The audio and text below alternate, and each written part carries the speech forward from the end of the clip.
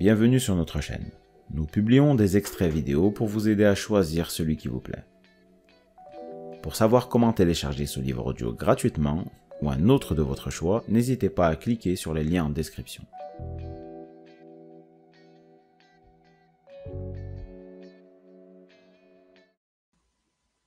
Chers auditeurs, nous vous invitons à découvrir la profondeur de la pensée du père fondateur de la philosophie occidentale avec le livre audio Apologie de Socrate. Dans cette œuvre de Platon, Socrate se défend devant les juges, mais aussi devant toute la cité d'Athènes. À travers ce plaidoyer historique, plongez dans ses arguments fascinants et sa défense passionnée et découvrez les enseignements intemporels de Socrate sur la vérité, la justice et la vertu qui résonnent encore aujourd'hui dans nos vies.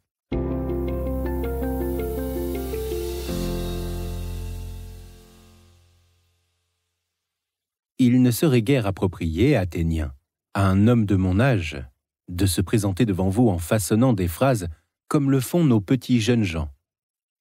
Ainsi, Athéniens, la seule grâce que je vous demande, c'est que, si vous m'entendez présenter ma défense de la même manière que j'emploie pour vous parler, que ce soit à l'agora ou au comptoir des banquiers, où beaucoup d'entre vous m'ont déjà entendu, soit partout ailleurs, vous n'en soyez pas surpris et ne vous emportiez pas contre moi.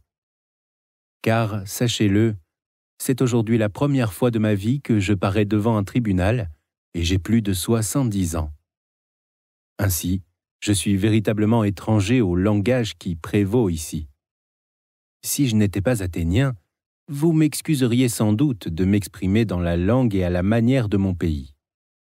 Aujourd'hui, je vous prie, et je considère ma demande comme juste, de ne pas accorder trop d'importance à ma façon de parler, qui peut être plus ou moins bonne. Concentrez-vous plutôt sur une chose, accordez-y toute votre attention.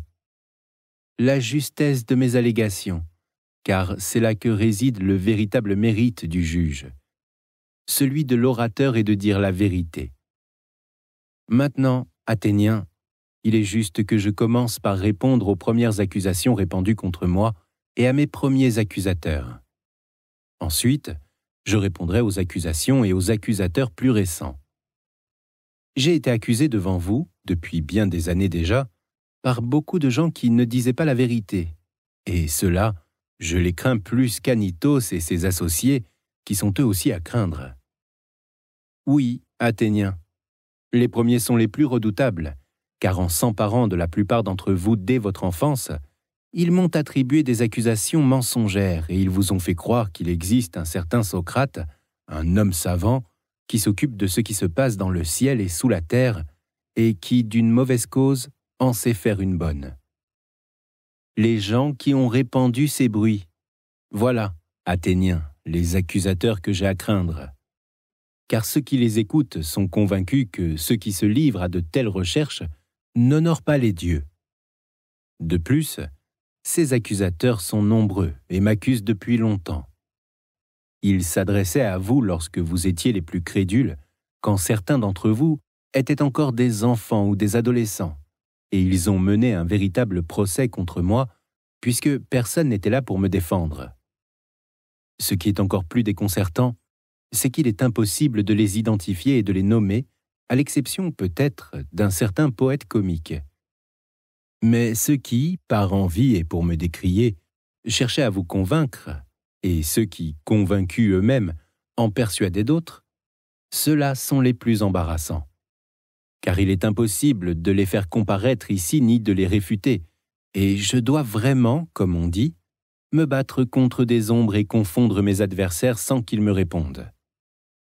Ainsi, mettez-vous dans l'esprit que j'ai affaire à deux sortes d'accusateurs. D'une part, ceux qui m'ont dernièrement cité en justice, et de l'autre, les anciens dont je viens de parler. Et croyez, je vous prie, qu'il est donc nécessaire que je réponde en premier lieu à ces derniers, car ce sont eux que vous avez d'abord écoutés, et ils ont fait plus d'impression sur vous que les autres.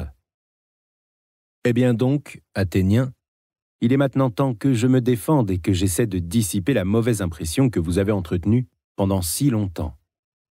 Je souhaite y réussir, si cela peut être bénéfique pour vous et pour moi.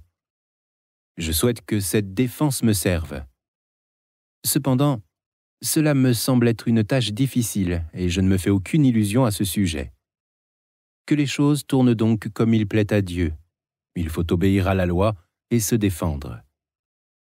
Revenons donc à l'origine et examinons sur quoi repose l'accusation qui m'a valu tant de critiques et qui a poussé Mélétos à rédiger contre moi cette accusation. Voyons, que disent mes calomniateurs? Imaginons qu'ils nous traduisent devant vous et lisons leur acte d'accusation. Socrate est un homme dangereux qui, par une curiosité criminelle, veut pénétrer ce qui se passe dans le ciel et sous la terre, fait une bonne cause d'une mauvaise, et il enseigne à d'autres à faire comme lui. Si ce livre vous a plu, vous pouvez alors le télécharger gratuitement. Pour savoir comment faire, cliquez sur le lien en description de la vidéo. N'hésitez pas à commenter pour nous informer des extraits de livres audio que vous aimeriez écouter. Pensez à liker et à vous abonner pour ne rater aucune vidéo.